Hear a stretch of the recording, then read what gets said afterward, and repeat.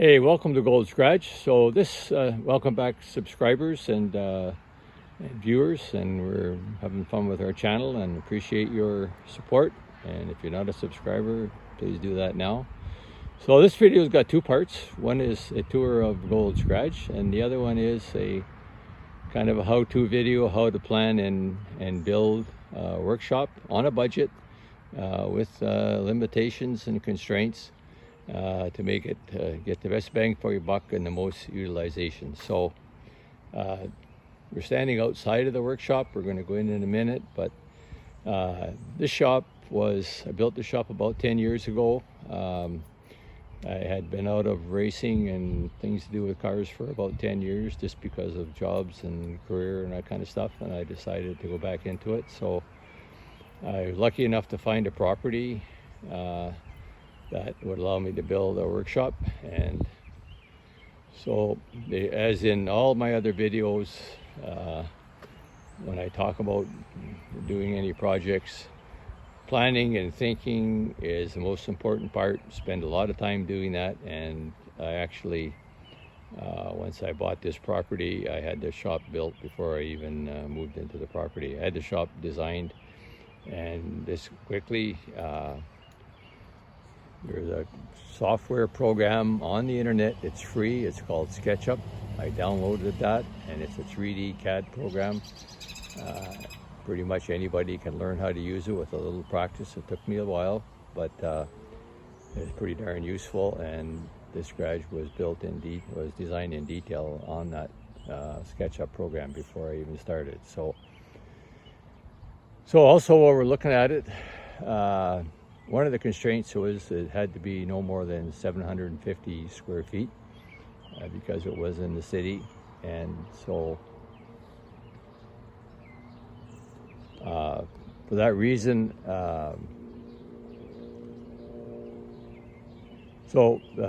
using a perimeter of 26.28, it used up 725 square feet. So I still had 25 more feet of bylaw left. And I built a little vestibule, designed a little vestibule into an entrance area, which I think adds to the aesthetics of the shop and makes it a little more useful. So let's take a walk just in the backyard here to get to it.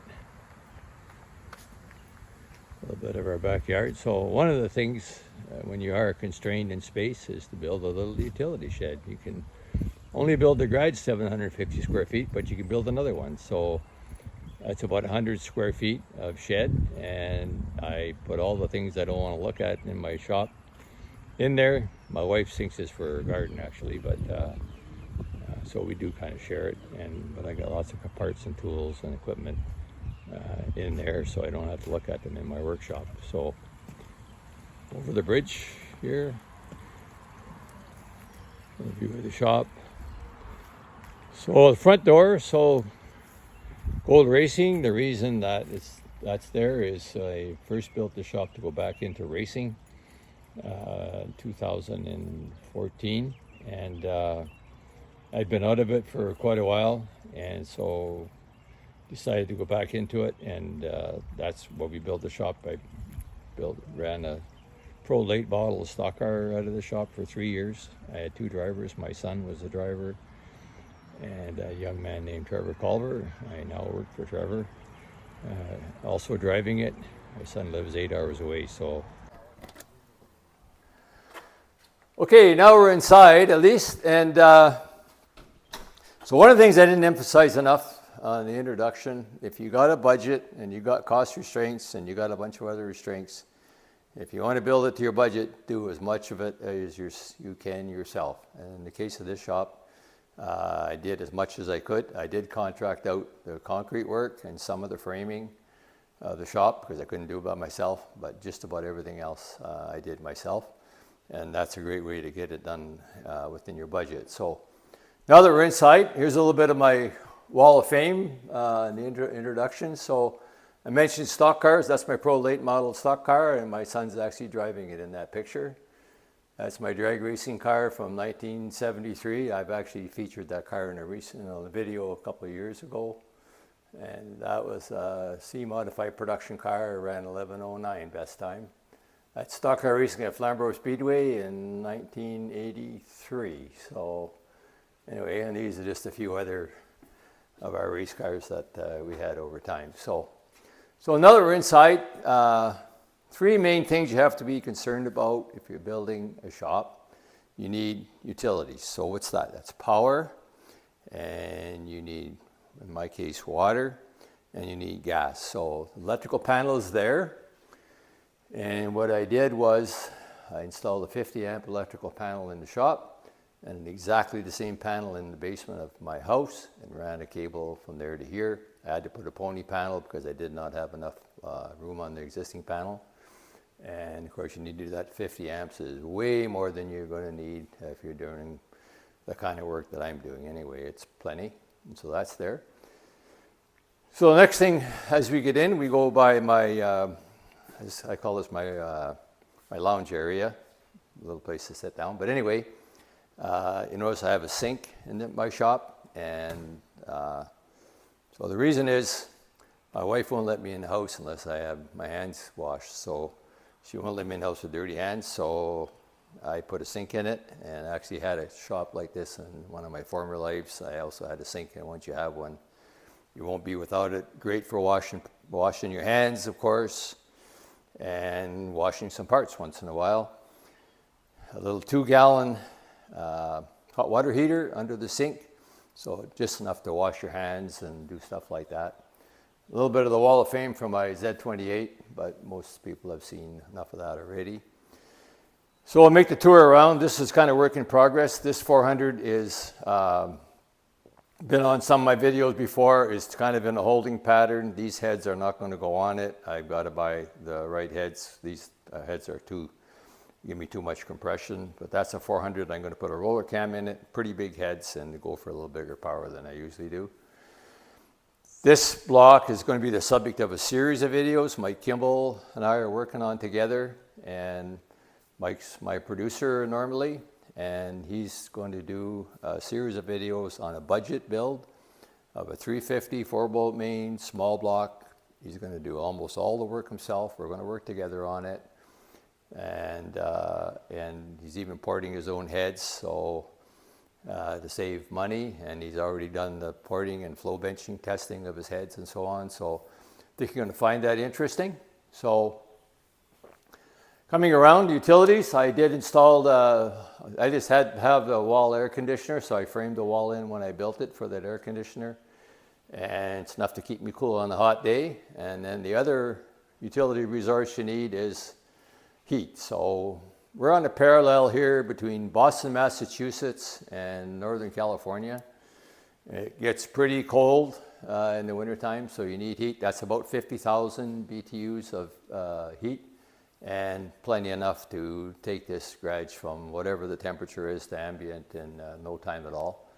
So you need a gas service in order to do that. A television for entertainment to keep me company when I'm working away. So sometimes I use it, sometimes I don't. A lot of times I just want to focus on the job, but I do have it there available.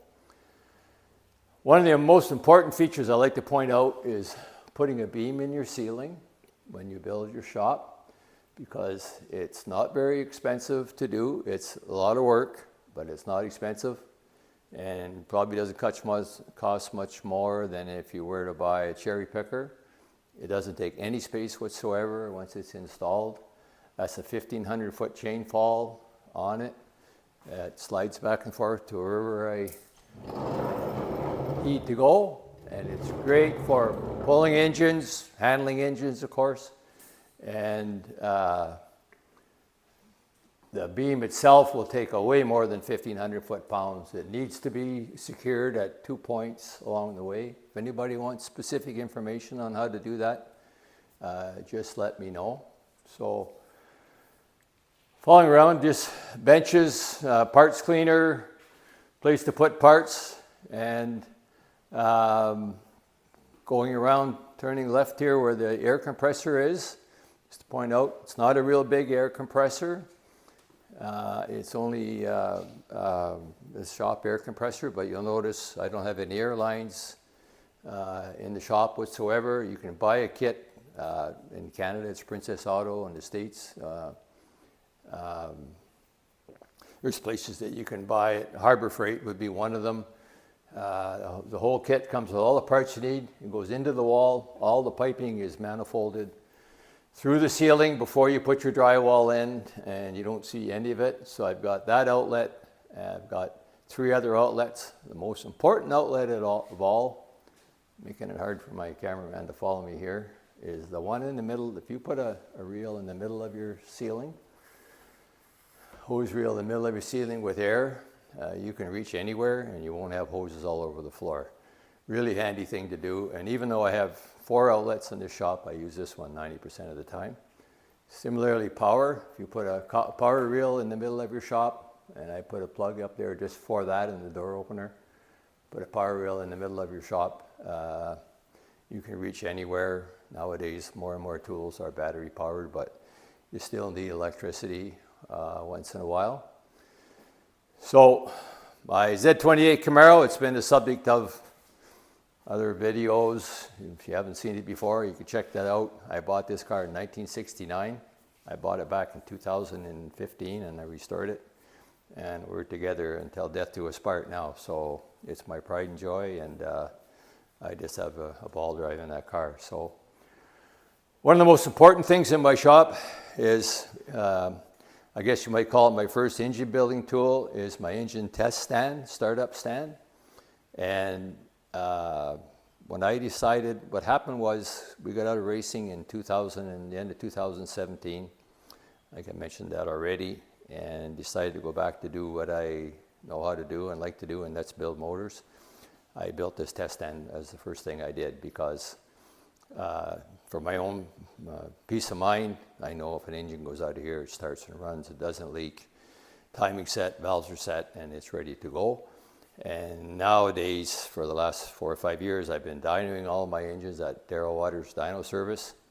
But every engine still goes on this test stand before it gets to Darrell Waters.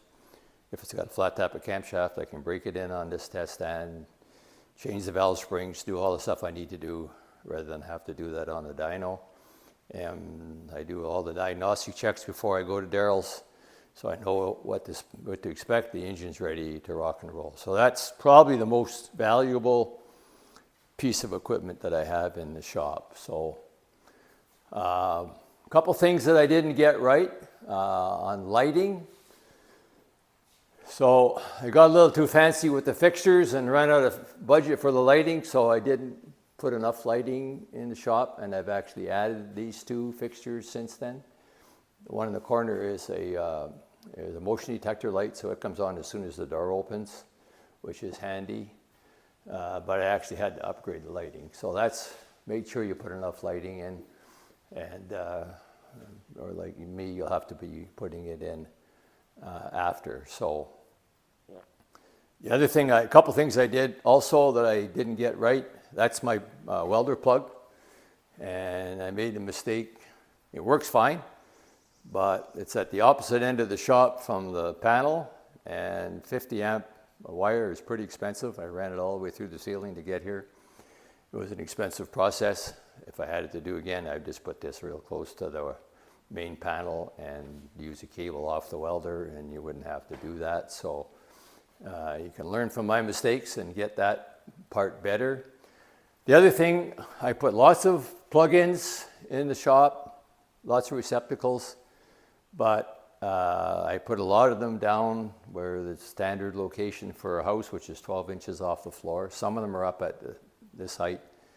But receptacles, if you're doing this, put them up at eyesight, put them up over the bench level, and a lot more handy to get at, so you won't be reaching down to do plugs. I think I mentioned that the perimeter of the shop is 26 by 28, so it's 28 long, 26 wide. If I did it again, I would have it 28 by 26. I would make it 28 long and 26 wide.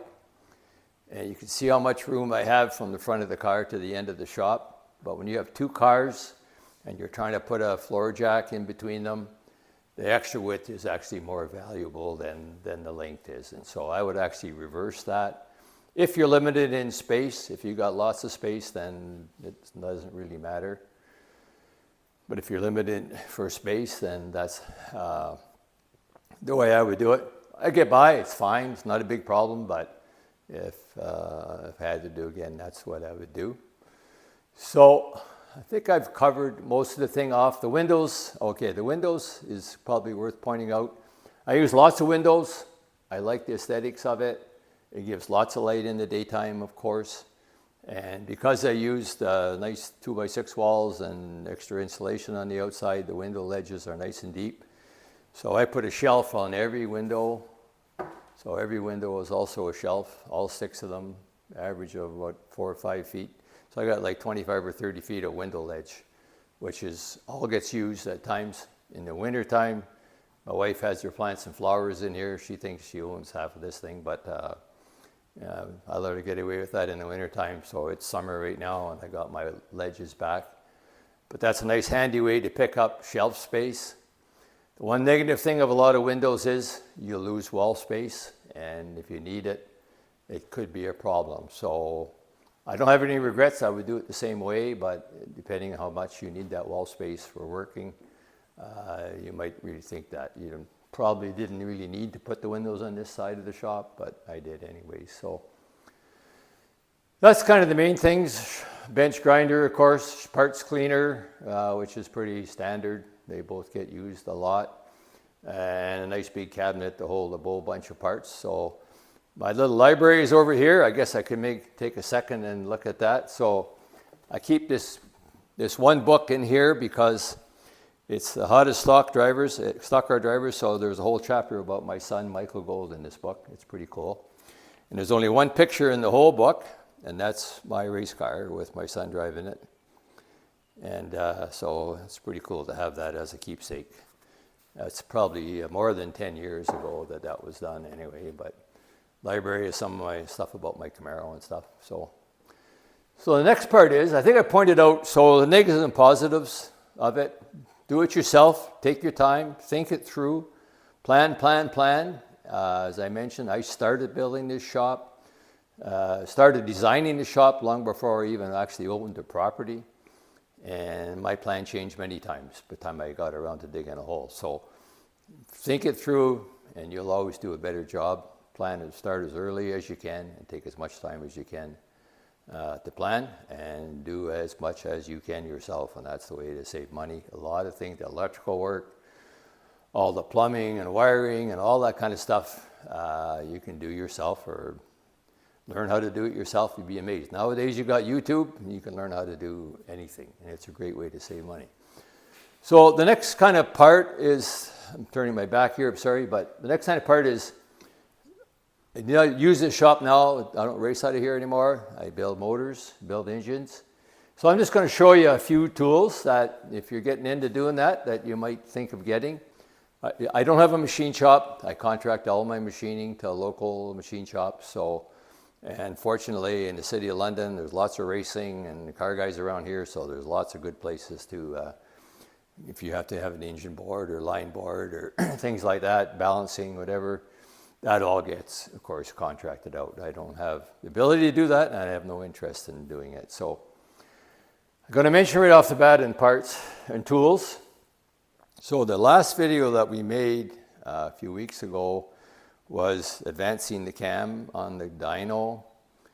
And what I planned when I went to do that video was to turn the crankshaft backwards. I didn't plan to turn crankshaft. I planned to back off the valves and turn the camshaft backwards. And instead, I ended up having to turn the crankshaft backwards. So this is a tool that you put right on the end of your crankshaft. The locker will go over here and do that. So just to make sure everybody understands that. You put an ordinary 1/2-inch drive socket in there, and you can turn your crankshaft nice and safely with it. I have one. I didn't bring it to the dyno when I went to do the job. I thought, oh, okay, I can get away with this. I just used a bolt and tightened the bolt up, and I'm amazed at how many viewers or subscribers called me on that and said, you should have used one of these tools. So I have one. I just didn't think to bring it at that time. So if you're going to get into doing engines, one of the things you have to be able to do is measure everything accurately. A dial bore gauge, you can use plastic gauge. There's nothing wrong with that. It just takes longer and doesn't cost more. It just takes longer. It's very economical to do. But this is a lot faster and more accurate is to use a dial bore gauge. And dial bore gauge nowadays is not an expensive tool. At one time it was, but it's not an expensive tool. This tool is probably not more than $100 or something like that.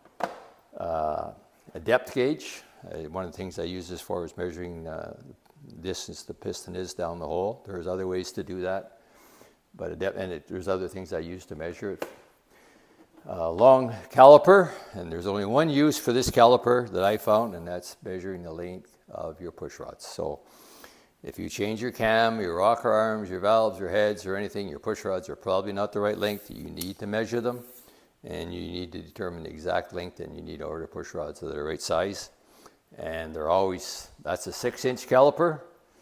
Push rods are always longer than 6 inches, so you need this is a 10 or 12-inch caliper, and it doesn't get used that often, but I still need to have it.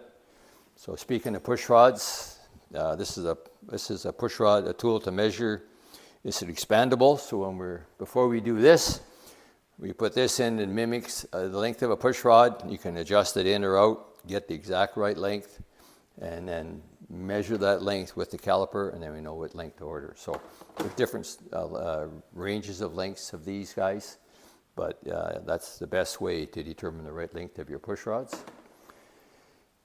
If you're dealing with cylinder heads, you need to measure or determine combustion chamber volume. You're calculating compression ratio.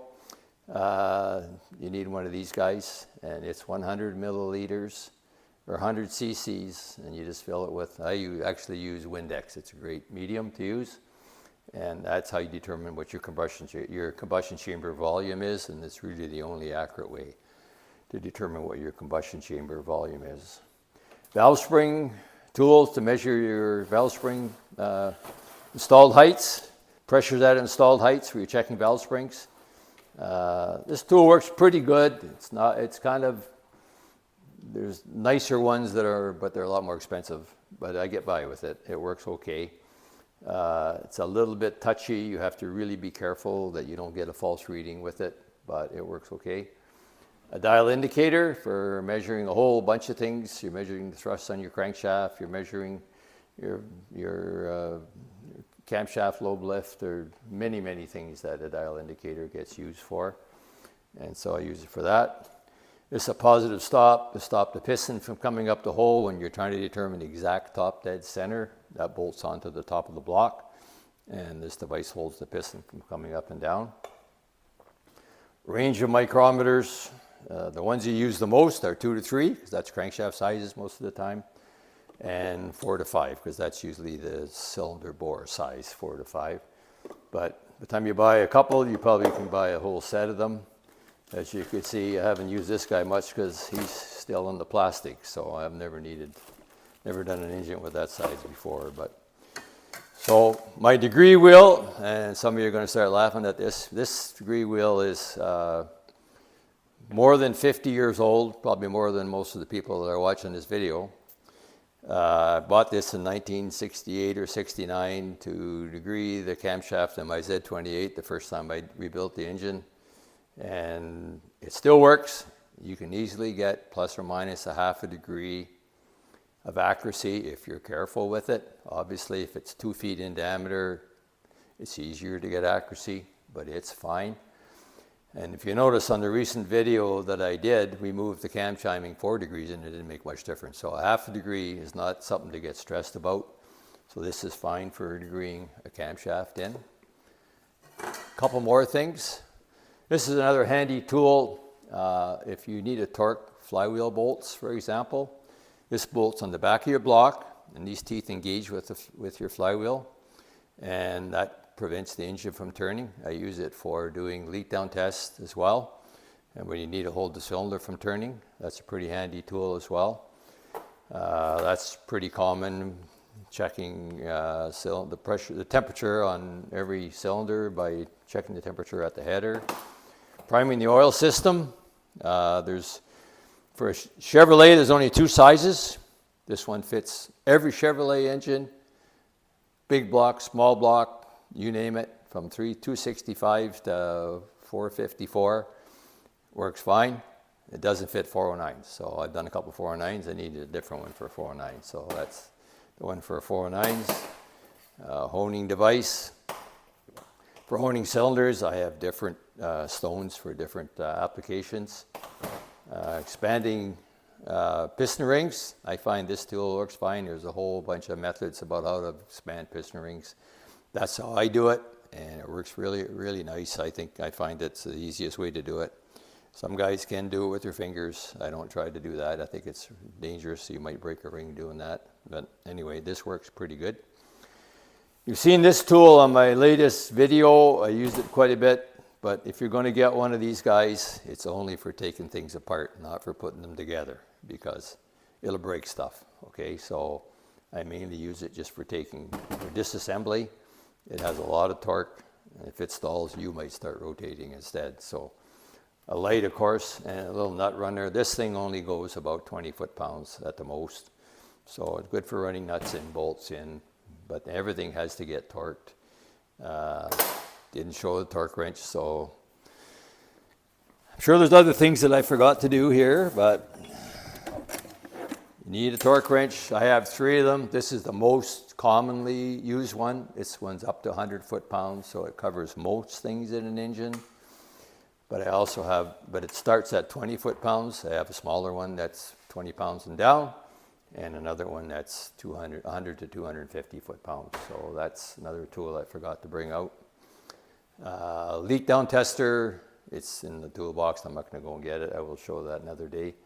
And a leak down tester is really handy for checking how well you've sealed the cylinder. If you got an intake valve or exhaust valve leaking or piston rings leaking, a leak down test is the sure way to find that out. So hopefully you find that a little bit helpful. That's kind of the main things that I have. I didn't mention this. If you're using ring compressor, if you can afford it, it's nice to have one of these for every size engine. They work great. They're not cheap, but you need one for every specific size. There's no variability. That's for 4030, which is a 350 with a standard bore or 30 thou over bore. This is an expandable one. I use this a lot, and I've had really good success with it. It expands the compress the rings. There's other styles. People have their own wishes and desires how they want to use that, but I find it works well. And I went past this to a milligram tester if you want to weigh the weight of light parts, engine parts, pistons, rods, anything like that. It goes down to 0.1 of a gram or something like that. So we probably missed some stuff. I hope that covers off most of the main points.